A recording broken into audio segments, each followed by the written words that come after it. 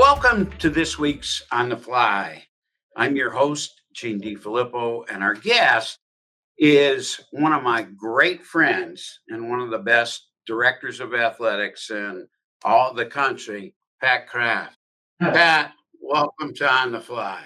It is good to see you. I don't know. I appreciate the kind words. I don't know if that's true, but I will say you are a dear friend and a really good mentor. We've been through a lot together. A lot. A lot. And that brings us even closer. Okay. That's right, my man. You got so many good things happening at Penn State.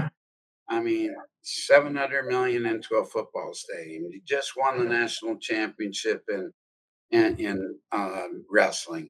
Your football team made the college football playoff.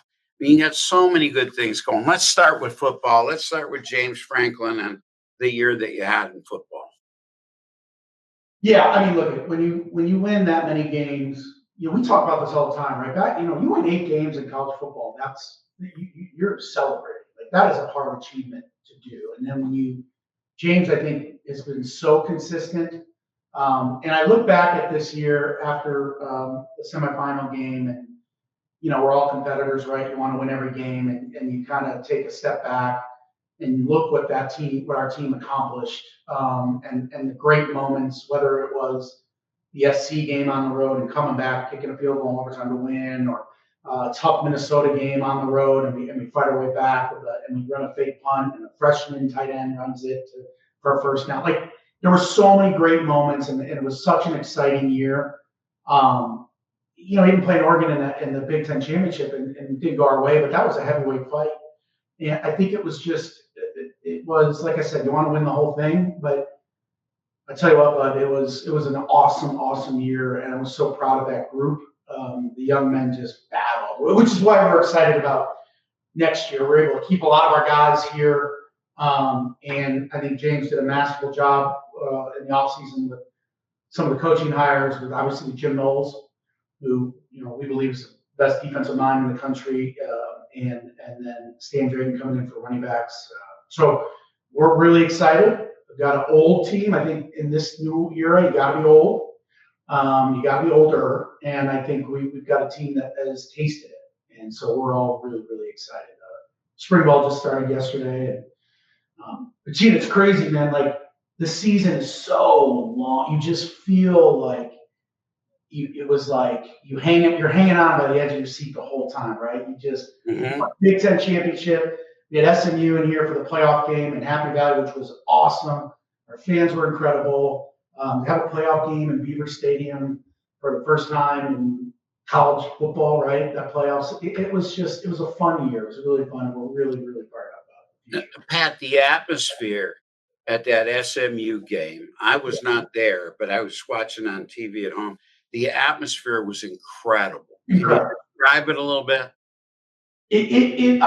Look, and you know this, but our place is just different. I mean, it's so electric. Whether it's noon against early in the year Bowling Green or a playoff game, it gets so loud and so deafening. I mean, we have 94,000 season ticket holders. They're extremely passionate. It's what makes Penn State football special, is our fans and that environment and the anticipation for that playoff game, just because of the newness and what it meant. It was really, really, I get goosebumps saying it was really exciting and to be a part of, but just to watch. Obviously, a lot of people, everyone really understands the whiteout and that atmosphere. You get good, but every week you come to Beaver Stadium, it is a major factor in the game. And so we were really blessed to have that game. And as always, I'm so proud of our fans who just, it was cold, wasn't warm, but it didn't matter. At 110,000, and we were locked in. But you know what? That's part of college football. Coach Lombardi used to say that, you play in the heat, you play in the cold, you play in the rain, you play in the snow, and you better be a well-rounded football team if you're going to win. And you surely were a well-rounded football team. Yeah, no, I think you're right. You got to be ready for everything, right? And I think that I said that, I just said a little bit earlier. I think you got to be older. I think older teams have success in this transfer world, and you can keep them and keep that culture that you have. This is not just football and everything. But I do believe that tougher teams will win in this new world. You got to be tough. I'm not like, you got to be mentally tough. You got to be, physically tough to go through the grind and change. And you got to be able to handle change and adversity. And this new world of college sports, I think the tougher teams are always going to be the ones that can prevail. And they usually have a great culture in them. And so I think you talk about our program. I think that's what we define ourselves. We're going to grind it out. I think we have a bunch of athletes that are grinders. They're tough. They work hard. They really don't complain. They just want to go and be the best. And if you give that, you do that, you're going to have a chance, right? That's all we really want. Absolutely. And that's what Penn State does. Hey, let's talk about your stadium, Pat. I mean, $700 million. Tell us about that, because I mean, it's a gorgeous stadium to begin with, but I mean, it's going to be fantastic. Mm-hmm. Yeah, like I take great pride in Beaver Stadium. I think it's one, if not the most iconic stadiums in the country. When we got here, there was just some issues that we had to deal with. We had a deferred maintenance bill close to 200 million, and we had to make sure that we were fixing it. Well, in order to do that, you got to be able to drive the revenue and get things fixed. You just can't put 200 million. It's hard to raise money, as you know, Gene, for deferred maintenance. And so the west side is really is the focal point of the renovation. We're going to tear the whole west side, go back. We're going to go back up with it. We'll have 25% of that side will be premium, 75% will not. But it gives us a way more selection of premium club seats, loge box, field level suites. It will allow us, like we've added circulation around the building. We just had some issues getting around. It's kind of an erector set that was built over time. So we're fixing all that, expanding concourses, trying to lean into some of the tech when it comes to concessions and stuff like that, and how we make the fan experience better. I mean, fans are getting rust dropped on them from the upper bowl, and it wasn't a good experience. Our fans deserve more, in my opinion. So yeah, it's the $700 million. We've had some real success philanthropically, and so we're really excited about that. But I think when it gets done and people are starting to see what it's going to look like and what it means, it will help us. It will also drive a lot of more revenue for the department. I mean, we have 31 teams, and we want to win in all 31 sports. You've got to have that engine. You've got to have that financial engine working for you. Great. Pat, on the west side, you said that there will be some field seats. There'll be some field club. Some what else will be over there? So we'll do field. Well, the lower bowl will be all chairbacks. Then you'll have a middle section that's field club level. You'll go down below to get the club access. Then up on then we have what we call founder suites. Then we have exec suites and loge boxes, and then we have a club level. And it's your traditional club, back of house.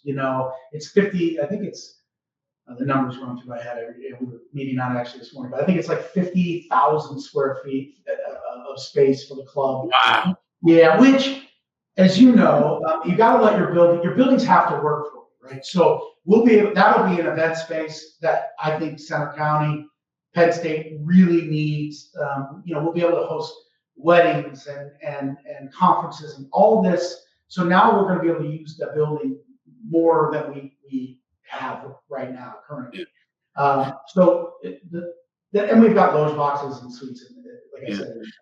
Pat, how will that affect the fans coming to the games next year and maybe the year after? I'm sure that there's going to be some changes for them.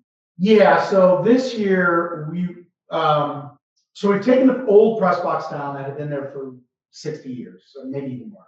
We've taken that down. We've taken the top lip of the stadium already off. We're working back to front. So we'll be able to, the plate will be laid for the upper bowl and suites and everything. On top of that plate, we will put temporary bleachers. We'll be able to keep our attendance numbers to stay where they're at, about 106, 107,000. So that's huge for us, especially. We've got to make sure that we keep our season ticket holders, there in the building if they don't lose the opportunity. So you'll see 10th seating. Honestly, the way they do 10th seating, look at what Northwestern did. I thought the way they did that stadium on the lake is really good. And so the same group that does that in the Waste Management Golf, tournament in Phoenix, they're doing our 10th seed, which honestly, Gene, it gives us there's some other things that we found with some open spaces that we can find one-off seating areas that, for the next 2 years through the renovation itself. And then at 27, we'll be full go with everything. Wow. Yeah. Can't wait to see it. It's going to be gorgeous. Yeah, me too. I wanted to get there. It'll be great. Let's talk about wrestling. I think I'm right in saying that Penn State has won 12 of the last 14 NCAA wrestling titles. Am I right? Yeah. Kale's done a remarkable job. I mean, I think he's the greatest coach there is. Truly. He's beyond what that program does, and I get asked a lot about this, is I'm very fortunate to be embedded with them through the Big Ten tournament and then to nationals. And, watching them operate, they just never flinch. They don't flinch. They just go about their business. They keep their head down, and win, lose, or draw. They win more than they don't, obviously, but they just go. They have fun. Wrestling doesn't define them. Kale's staff is remarkable. Casey and Cody and the medical team that he has, and the ops team, Mike and Dan, and all those guys. I'm telling you, Gene, there's nothing like it. Wow. I try to tell our fans to really enjoy and appreciate what you see, because we're really lucky. Yeah, we're truly lucky. They broke the points record this year, which we broke last year. So they broke our own. And by the way, that was never the goal. The goal was just go in and compete. And good things happen when you stay focused. And he does such an amazing job to get our athletes, our young men who are incredible citizens and people, to just do your best. Yeah. For years and years, Pat, as we all know, Iowa State, Oklahoma State, they really were the top schools as far as wrestling went. And the last 12 or 14 years, Penn State has surely taken over everything. Yeah, and you know me, Gene, I'm a competitor. We're not going backwards. Yes, I do know you. Yes, I do know you. You are a competitor. We're going to keep going, Gene. All right, let's talk a little bit about the House settlement and what you and your colleagues have chosen to do. And have you decided on all of that yet, or where are you? Gene, I ask you, did you ever think we'd get here? What's that? Did you ever think we'd get to this point? Like when you were in the seat at BC, like paying the players, and did you see this coming? No, I did not. I did not see that coming at all. I've been gone 12 years, and things have just changed so much since I've been gone. I never thought for a while, Pat, that we'd have a football playoff. I mean, remember the presidents were saying no playoff, no playoff, no playoff. Then we went to 2 teams with the BCS. Then we went to 4 teams with the college football playoff. Now we're at 12 teams and probably end up at 14. So, and I feel the same way about paying students. We said student athletes, it won't happen, but here it is. And now ADs have to make decisions, and they're decisions that my group never had to make. You never even thought about it. Yeah. So what do you do? Well, I think we've been working on this it feels 2 years now. So we're ready for it. I mean, I'm happy. I do believe the kids, from an NIL perspective, they deserve to make money off their name, image, and likeness for sure.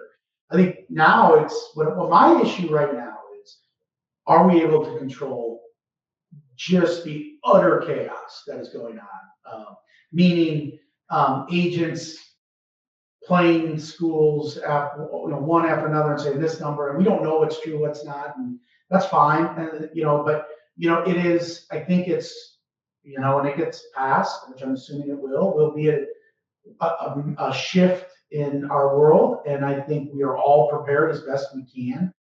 We just got to be able to, like I said, be nimble and understand this is going to be bumpy, because like you never even thought that one of the great ADs in the history of our business.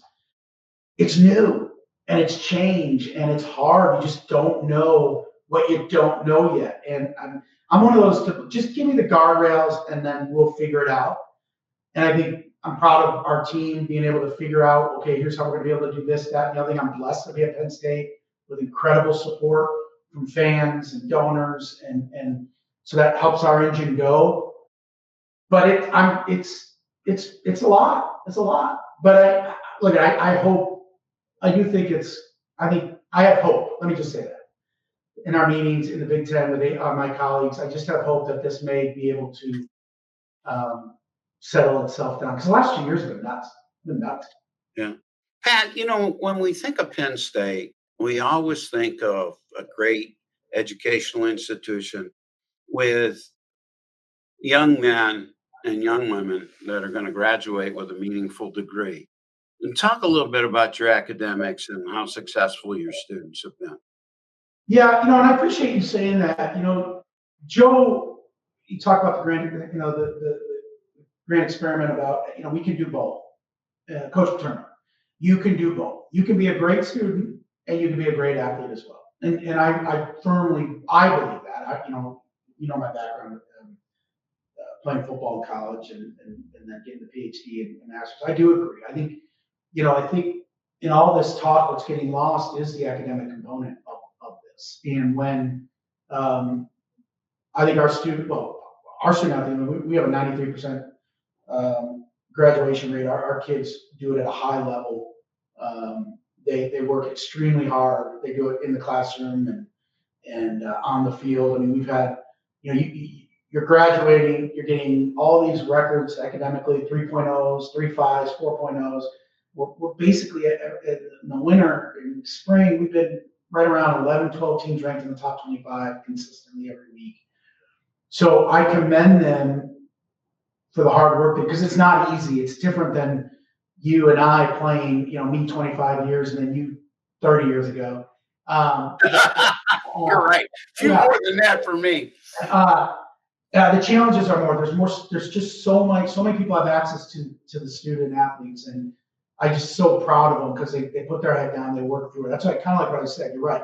We have this. We're just going to be. We're going to do our business. We're going to go about our business and let the results take care of itself. And academically, they've done a great job, and it's kind of been. It really has been the cornerstone and how Penn State athletics has been built. I mean, Gene, it's why this was my dream opportunity. And you very rarely get in our business the opportunity to take your dream job. But for me, it was that, because you can win national championships, you can win Big Ten championships, you can be successful in competition, but you don't have to cut corners. You don't have to do the things that you might have to do at other places, and you don't feel the pressure to kind of deviate from what your moral compass tells you to do. And you can do all of that here. And I think the academic piece is just another part of it. You got to be great in every facet of your life. Academics, socially, competitively. We talk about it all the time. Go attack that. Everything you do, go and be the best you can. And academics is a part of it. But because, Gene, one of the things, and I'll pull back from our roots on the Jesuit side, right?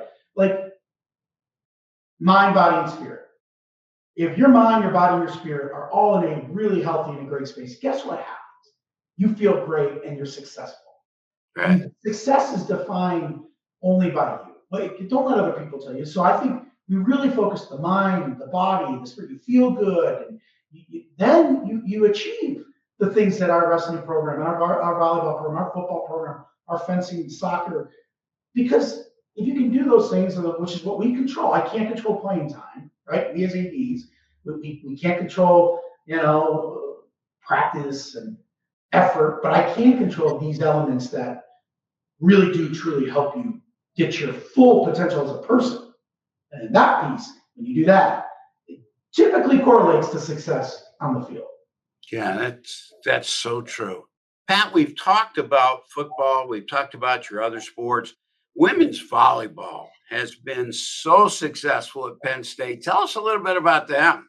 Well, I think it's one of the great stories of this year. And so Katie, our coach, came in a couple of weeks into the season and told me about her diagnosis with cancer. And you're like, oh my God, because we're humans and you kind of get rattled and you go into like that. I kind of like protection, like, how can we help you? What do we need to do? And Katie is such, she is the epitome of the Penn Stater. She would do her chemotherapy and she'd go meet the team. We'd fly her to meet the team out and wherever they were playing and they go and they win a share of the Big Ten title. They get in the tournament. And we just, run the table in an incredible way, and she, once again, another one, toughness, didn't flinch. Our young women, what they did on that in the Final Four is short of incredible, just never wavered, confident, weren't phased, and just battled. And so for them to win that national championship, you're right, though, because we have a great history of volleyball here with Coach Rhodes. And so it was really remarkable. And people got to know the story. She's the first female to win, which is shocking, but she's the first female coach to win a national championship. And I just can't say enough about her staff, and the team. They were just such role models for so many. And to go and do what they did is pretty. It's it's funny too. This well, like Big Ten volleyball is real, like real good. Real, Nebraska. Yeah, there's a lot of volleyball. And wrestling is real, like the Big Ten. So these are two, like, to get through the Big Ten alone and to go through that is an accomplishment, and then to continue to do it at the highest level. And so, yeah, I thought they're very similar to the wrestling program, where they just the team itself had fun. They had, the semifinal game was one of the greatest games I've ever, been at and watched. The resiliency of them to come in and win, and then win the national championship. It was pretty special, and it's another place that we will continue to make sure we're right there in the conversation. And but Katie, that journey, like I said, there should be a documentary made about it, because what she's the toughness and the just the whole unit was pretty. What they did was pretty special. Yeah, Pat. In order to win, everybody's got to be pulling in the same direction. And it just appears to me that from the presidential level to you, to the coaches, to the assistant coaches, to the players, everybody's pulling in the same direction. And that is so good for success and continued success. Talk a little bit about that. Yeah, you know that, right? You got to have everybody's got to be aligned, right? That doesn't mean you always have to agree. It doesn't mean that you're always, you're a robot and you don't kind of want to, you don't push and pull in certain areas. But I do think you all have to align on what really the main thing, keep the main thing, right? And we have that. I'm very blessed with Neely, Ben Pudi as our president, David Clevenger is our board chair. Everybody is aligned. And it goes back to what I said, like our foundation is our foundation. Academics, work hard, win championships. Like that's just who we are. And that resonates from top to bottom. And then let's do everything we can to give our coaches and our student athletes the most we can to be successful. And for me, I want them to know that no matter what, win, lose, or draw, I'm going to have their back. I'm going to fight with them. We're going to be in it together, and that we're going to be honest, and we're going to be, really, really, in that fight, in the moment, that you're not alone. and that we, and it starts with me, but we're there with you. And then if you can build that culture from within, then you're right. Then everything kind of sails through. And On Penn State's in great hands, and I look forward to cheering for your team, you and your teams in the future. Well, we're out of time on this week's On the Fly. I'm your host, Gene DeFilippo, and our guest has been Pat Kraft, the very successful director of athletics at Penn State. Pat, thanks for making time to be with us. You're so insightful. You're a great athletic director, and you're really good because you really care about those student athletes. And at the end of the day, that's what it's all about. What it's all about, buddy. Gene, it's so good to see you. Thanks. You are the best. You're on the Mount Rockmore, my man.